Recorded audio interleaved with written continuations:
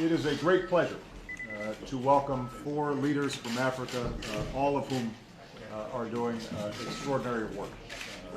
President Sall from Senegal, President Banda from Malawi, President Koroma from Sierra Leone, and Prime Minister Neves from Cape Verde. The reason that I'm meeting with these four is they exemplify the progress that we're seeing in Africa. All of them have had to deal with some extraordinary challenges. Sierra Leone, just 10 years ago, was in the midst of as brutal a civil war as we've ever seen. And yet now we've seen consecutive fair and free elections, and under President Koroma's leadership, we've seen not only good governance, but also significant economic growth. When you talk about Malawi, there was a constitutional crisis just last year, and yet President Banda has not only been able to be in office and make sure that constitutional order was restored, but has also made significant progress on behalf of her people. And her personal story of overcoming a history of abuse and leading women throughout her country, I think, indicates the kinds of progress that can be made when you've got strong leadership. The same is true for His Excellency President Sall. There were some bumps in the road in terms of transition from the previous president, and yet the Senegalese rose up at a grassroots level and sustained their democracy. And Cape Verde is a real success story.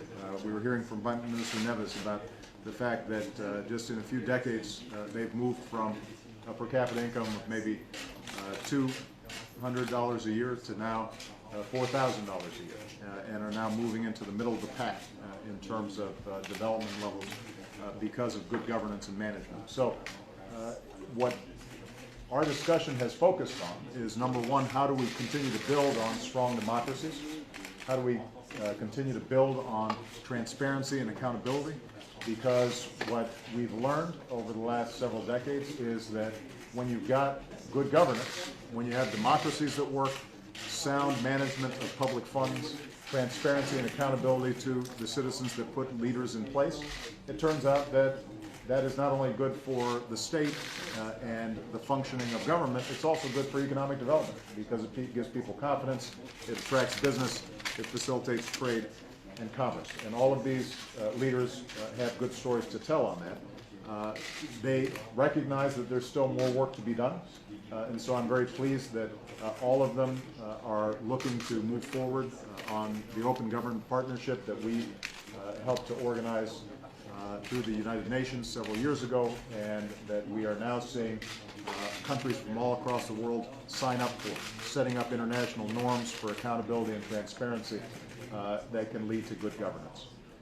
We also talked about the economic situation, and all of us recognize that although Africa has actually been growing faster than almost every other region of the world, it started from a low baseline and it still has a lot of work to do.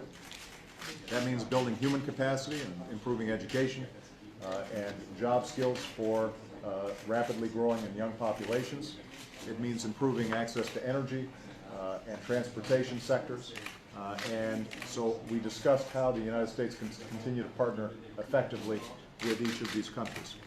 And then we finally talked about young people generally and how we can mobilize the next generation of African leadership.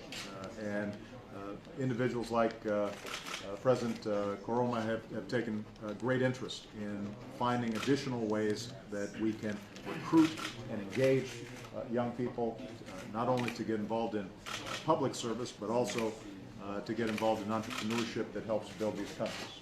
And so my main message to each of these leaders is that the United States is going to be a strong partner, not based on the old model in which we are a donor and they are simply a recipient, but a new model that's based on partnership and recognizing that no continent has greater potential, greater upside than the continent of Africa if they in fact have the kind of strong leadership that these four individuals represent.